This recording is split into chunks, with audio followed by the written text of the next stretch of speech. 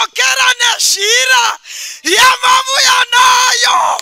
Ndiri kuti hama dzinodikamwa. Vamwe vakauya nezhira yokusatendeka mumuchato.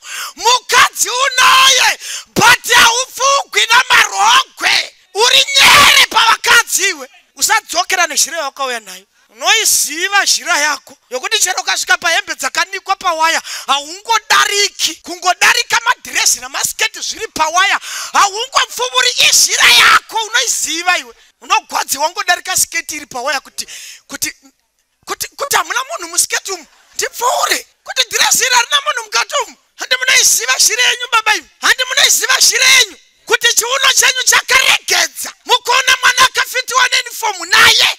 Mukaona mai akasunga dhuku zvakanaka nayo. Imi shava zhira yamakauya nayo pano iyi. Cherai chikomba mupfire. Kana une nharo dzokera nezhira yekuna Herodhioni. Dzokera. Ndokuguma. Inde unodzokera kumukadzi wemunhu ndokutaurira. Satani wakakugadzirira. Unovigwa uri mapisi. Dzokera uone nezhira yaHerodhi. Kana usingaizivi